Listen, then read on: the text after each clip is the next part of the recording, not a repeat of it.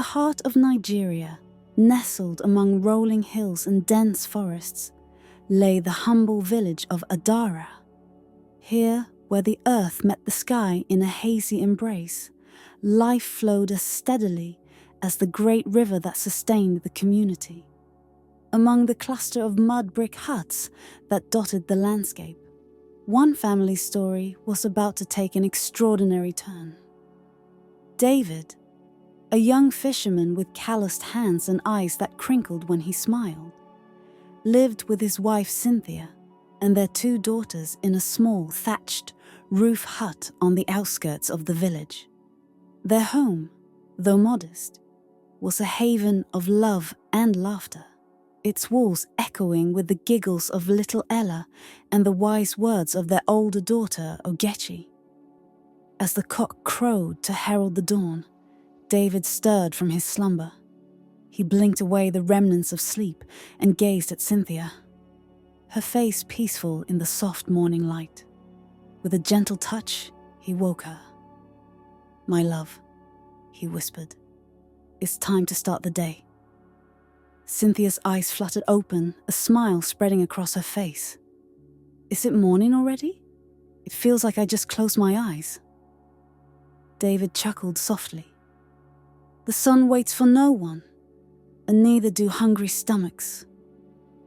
They rose quietly, careful not to wake Ella, who slept soundly on a mat nearby. Ogechi, always the early riser, was already outside, fetching water from the communal well. As Cynthia busied herself preparing a simple breakfast of yam porridge, David gathered his fishing nets. The weight of them in his hands was familiar, comforting. These nets had been passed down from his father and his father before him. They were more than just tools. They were the lifeline of his family. "Papa, are you going fishing today?" Ella's sleepy voice called out from inside the hut. David poked his head through the doorway, grinning at his youngest. "Yes, my little mermaid. Would you like to come and help me check the nets later?" Ella's eyes lit up with excitement. "Can I, Papa? Can I really?" "Only if you eat all your breakfast and help your mother with the chores," David said with a wink. As the family sat down to eat, Ogechi returned with a bucket of water balanced expertly on her head. At 18, she was the spitting image of her mother, with the same determined set to her jaw and kind eyes that seemed to see right through you. "The well is running low again," Ogechi reported, setting down the bucket. "Elder Adebayo says we might need to start rationing if the rains don't come soon." David nodded gravely. "These are hard times indeed, but we will manage, as we always have." Cynthia reached out and squeezed her husband's hand. "We have each other, and that's what matters most." After breakfast, the family dispersed to their daily tasks. Cynthia made her way to her small salon in the heart of the village, a tiny space barely big enough for 2 chairs and a mirror. She hummed softly as she swept the floor, preparing for the day's customers. David, meanwhile, headed down to the river, his weathered boat a faithful companion. As he pushed off from the shore, he couldn't shake the feeling of unease that had been growing in recent weeks. The river, once teeming with fish, had become increasingly barren. Each day, his nets came up emptier than the last. Hours passed, the sun climbing high in the sky, beating down mercilessly on David's back as he cast his nets again and again. By midday, when he would normally have caught enough to feed his family and have plenty left to sell, his bucket held only a pitiful handful of small fish. Frustration and worry etched lines on his face as he steered his boat back to shore.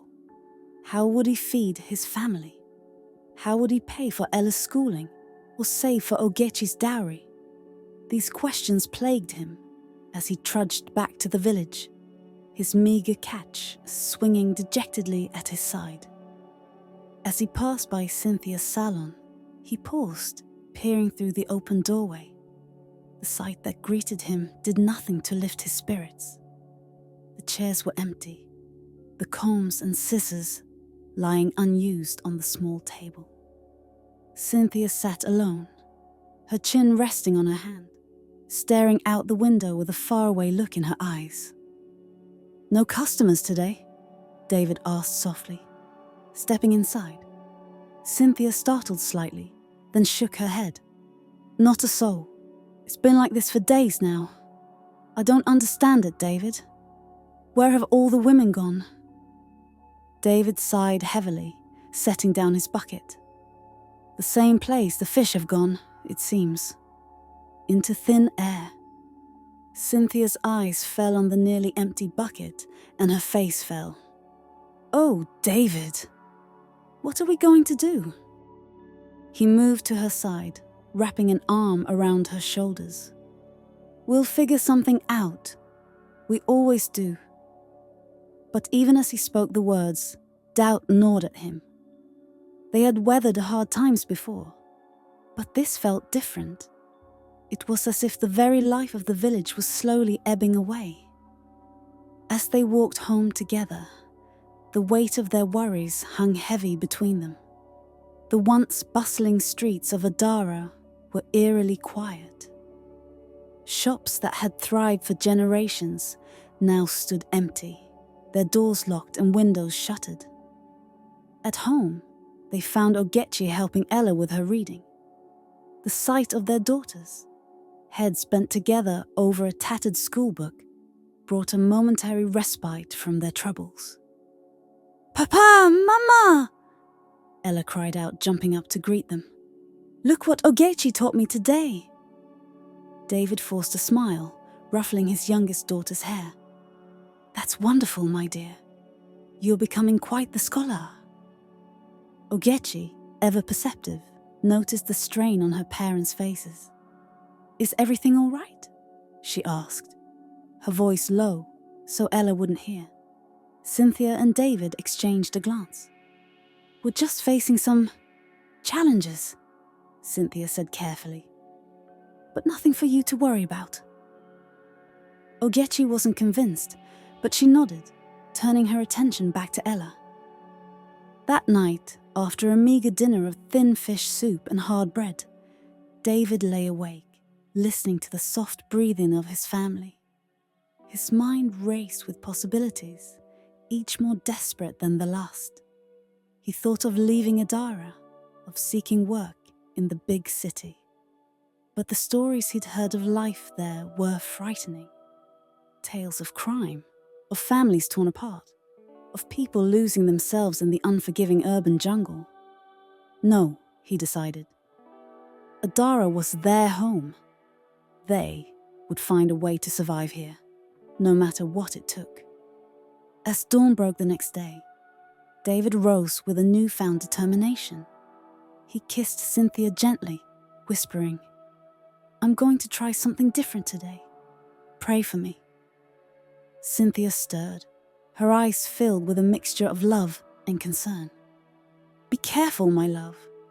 The river can be treacherous to those who don't respect it." David nodded, gathering his nets. He paused at the door, looking back at his sleeping daughters. The sight steeled his resolve. For them, he would brave any danger. At the river's edge, David pushed his boat out further than he'd ever gone before. The familiar shoreline receded, the gentle current carrying him towards a part of the river shrouded in mist and mystery. Old stories echoed in his mind, tales told around evening fires of a deeper part of the river where strange things dwelled, a place where the unwary could lose more than just their way.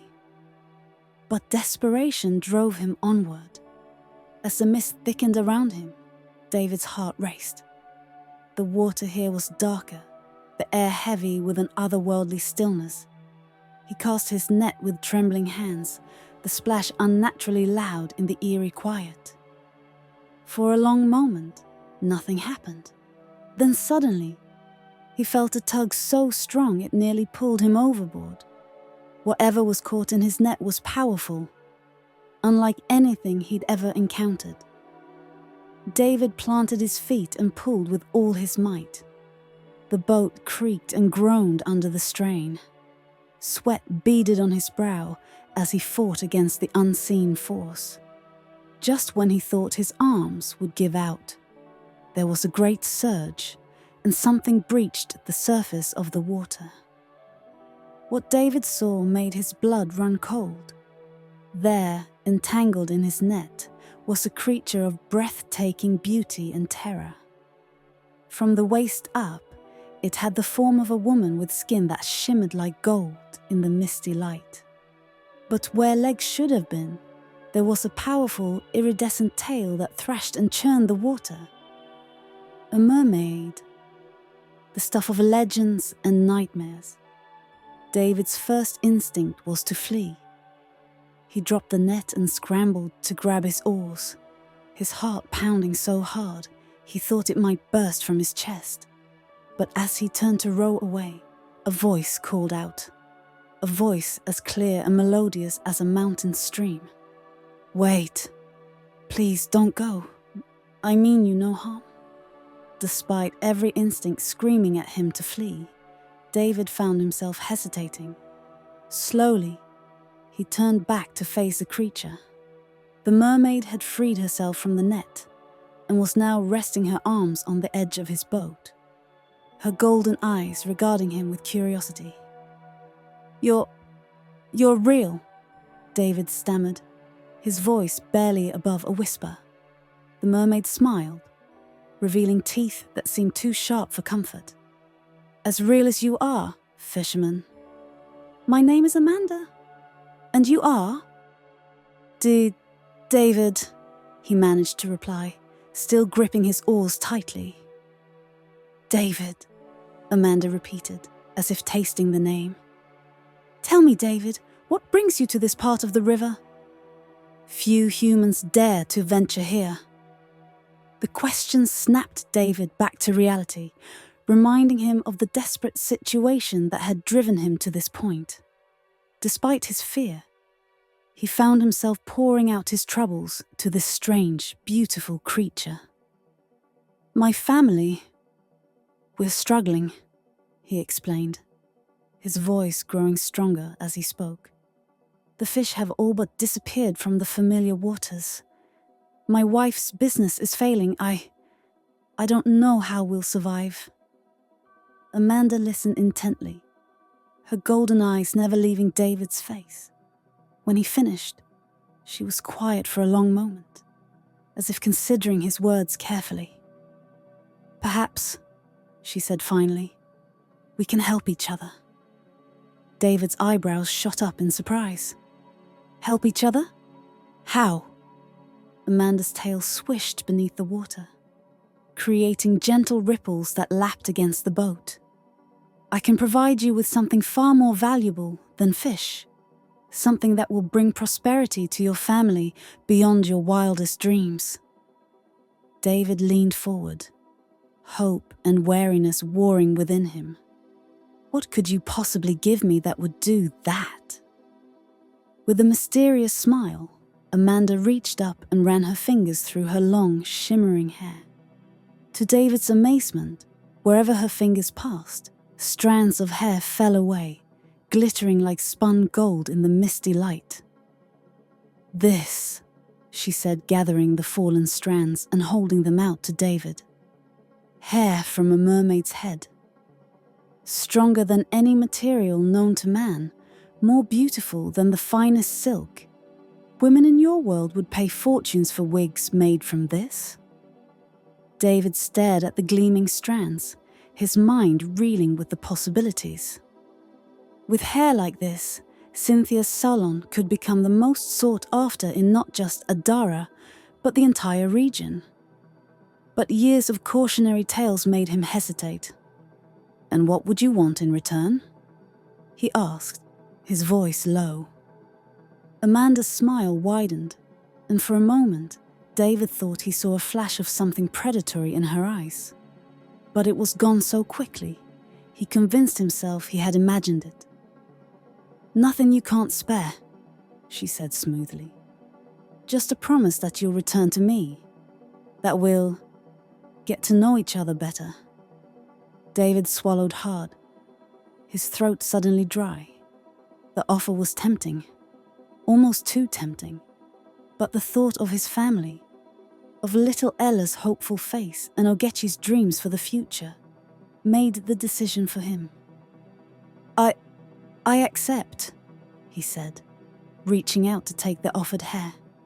As his fingers closed around the silken strands, he felt a jolt, as if a current had passed between them. Amanda's smile grew wider still. "Excellent," she purred. "I'll be waiting for you, David. Same time, same place. Don't disappoint me." With a flick of her powerful tail, she disappeared beneath the water, leaving David alone in his boat with a handful of magical hair and a head full of conflicting emotions. As he rowed back to shore, his mind raced. How would he explain this to Cynthia? Would she believe him? And more importantly, had he just made a terrible mistake? The mist began to clear as he approached the familiar shoreline, the events of the morning already taking on a dreamlike quality. But the weight of the mermaid hair in his pocket was undeniably real, a constant reminder of the bargain he had struck. For better or worse, David knew that his life, and the lives of his family, would never be the same again. As he pulled his boat onto the shore, he took a deep breath, steeling himself for whatever might come next. Little did he know, the ripples of his decision would soon grow into waves that would change not just his family, but the entire village of Adara. The golden scales of fate had tipped, and there would be no going back. As David made his way back to the village, the weight of the mermaid's hair in his pocket seemed to grow heavier with each step. The familiar sights and sounds of Adara, the laughter of children playing in the dusty streets, the calls of market vendors hawking their wares, felt somehow distant, as if he were viewing them through a veil. His mind raced, trying to formulate a plan. How could he introduce this miraculous hair without arousing suspicion? The last thing he wanted was for his family, or the villagers, to think he had dabbled in dark magic, or made a deal with evil spirits. Lost in thought, he nearly collided with Elder Adebayo, the village's respected leader and keeper of traditions. "Ah, David," the old man exclaimed, steadying himself with his walking stick. "You seem troubled, my son. Did the fish elude you once again?" David forced a smile, hoping his unease wasn't as visible as it felt. "No, Elder. I mean, yes, the fishing was poor, but I may have found another way to provide for my family." Elder Adebayo's bushy eyebrows rose with interest. "Oh? And what might that be?" For a moment, David considered confiding in the wise old man, but the word stuck in his throat. How could he explain an encounter that he himself could scarcely believe? "It's a new opportunity," he said vaguely. "Something to help Cynthia's business. If it works out, it could be good for the whole village." The elder studied David's face for a long moment, his dark eyes seeming to peer into David's very soul. Finally, he nodded slowly. "I hope it is so, David. These are difficult times for Adara. We could use some good fortune." He patted David's shoulder. "But remember, my son, every blessing carries a responsibility, and some gifts come with hidden costs." With that cryptic warning, Elder Adebayo continued on his way, leaving David feeling even more unsettled than before. By the time he reached his hut, the sun was high in the sky. He found Cynthia inside, methodically sorting through her meager supply of hair extensions and wigs.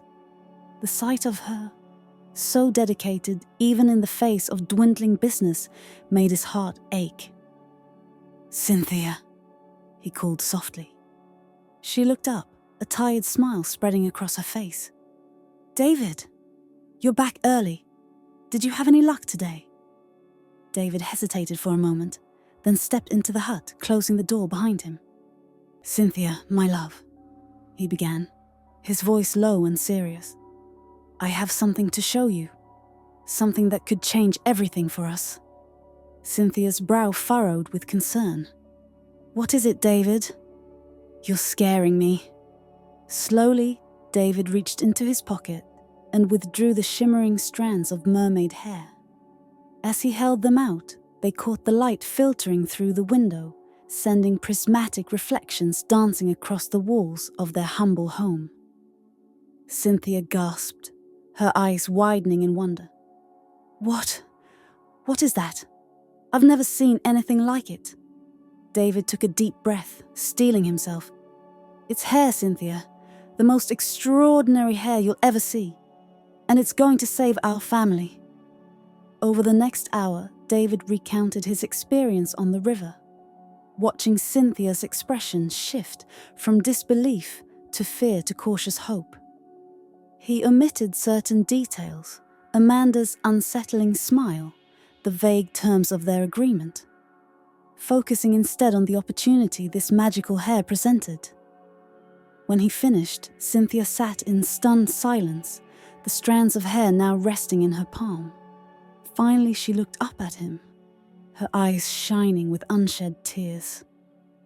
"A mermaid, David? It's impossible. And yet..." She ran her fingers through the silken strands, marveling at their texture.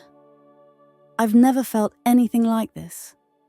It's stronger than any hair I've ever worked with, and the color, it's like liquid gold." David knelt beside her, taking her free hand in his. "Think of what this could mean for us, for the girls. Your salon would be the talk of not just Adara, but the entire region. We could give Ella and Ogechi the future they deserve." Cynthia bit her lip, clearly torn. "But David, if what you say is true, isn't this dangerous? Making deals with creatures from another world?" "It's not a deal," David insisted, perhaps a bit too quickly.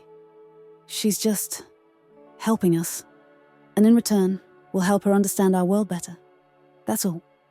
He could see the doubt in Cynthia's eyes, but desperation won out. "All right," she said softly. "We'll try. But David, promise me you'll be careful. I couldn't bear to lose you."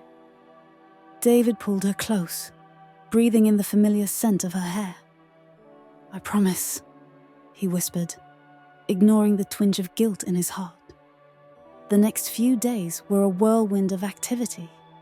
Cynthia worked tirelessly, weaving the mermaid hair into the most exquisite wigs and extensions she had ever created. The results were breathtaking. Hairpieces that shimmered with an otherworldly beauty, catching the light in ways that seemed to defy nature. Word spread quickly through Adara. At first, it was just a trickle of curious customers, drawn by whispered rumors of Cynthia's miraculous new products. But soon, the trickle became a flood. Women from all over the village, and even neighboring communities, flocked to Cynthia's tiny salon. "It's like magic," one customer gushed, admiring her new wig in the mirror. "I feel like a queen." "Where did you get this hair?"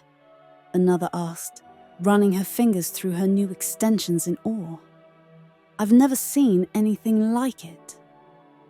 Cynthia fielded these questions with a nervous smile, sticking to the story she and David had concocted. A new supplier from the city. A secret technique for treating the hair. Most were too dazzled by the results to probe further. As the days turned to weeks, the transformation in the family's fortunes was remarkable. For the first time in months, their table was laden with food. Ella got the new school uniform she had been needing, and Ogechi's dreams of attending university in the city suddenly seemed within reach. But with prosperity came new challenges. David found himself making increasingly frequent trips to the misty part of the river, returning with pockets full of mermaid hair and a growing sense of unease. Each time he met with Amanda, her questions about life in the village grew more pointed, her interest in his family more intense. "Tell me more about your daughters," she would say, her golden eyes glinting with an emotion David couldn't quite place. "Especially the older one. Ogechi, isn't it? She must be quite beautiful." David would deflect as best he could, but he couldn't shake the feeling that Amanda's motives were far from altruistic. Yet the thought of returning empty-handed, of watching his family slide back into poverty, was unbearable. Meanwhile, in the village, whispers began to circulate. How had the fisherman's wife suddenly become so prosperous? Where was this miraculous hair really coming from? Some spoke of witchcraft, of deals with water spirits. Others, recalling the tales of their grandparents, muttered darkly about the dangers that lurked in the deepest parts of the river. Ogechi, sharp-eyed and perceptive, noticed the change in her parents. The furtive glances, the hushed conversations that stopped when she entered the room. And then there were the nightmares, vivid dreams of dark water and grasping hands that left her gasping for breath in the dead of night.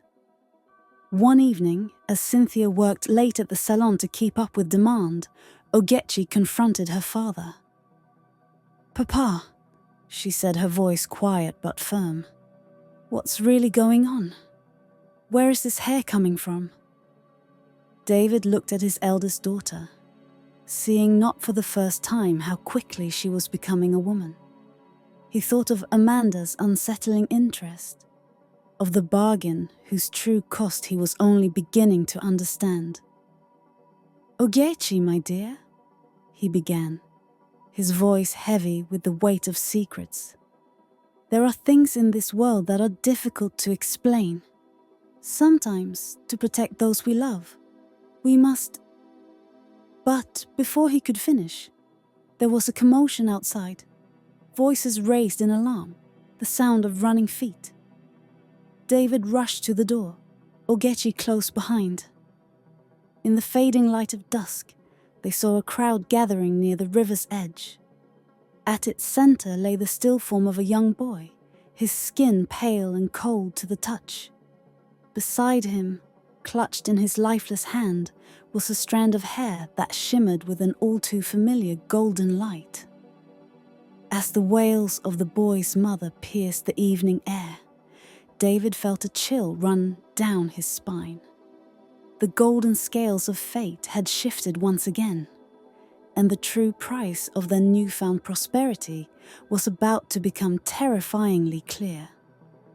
The village of Adara, once a place of simple joys and shared hardships, now stood on the brink of a darkness that threatened to consume them all.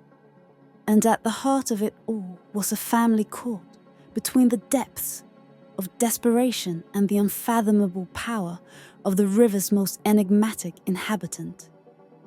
As night fell over Adara, bringing with it a cloak of uneasy silence, David knew that the time for half-truths and evasions had passed. Whatever storm was coming, they would have to face it together, as a family, as a village, as guardians of a way of life that suddenly seemed terribly fragile. With a heavy heart, he turned to Ogechi, whose eyes were wide with a mixture of fear and dawning understanding. "Come inside," he said softly. "There's something I need to tell you and your mother. Something I should have told you long ago." As they stepped back into the hut, the first drops of rain began to fall. as if the heavens themselves were weeping for the innocents about to be lost. The tale of the Golden Mermaid and her seductive bargain was about to be told in full, and nothing in Adara would ever be the same again. Write the word, continue in the comment section if you want the next part, and please subscribe to our YouTube channel. Thank you for watching this video. I hope you enjoyed watching. Kindly click the subscribe button, like, comment, and share this video. Watch out for more intriguing and eye-catching videos from your favorite YouTube channel.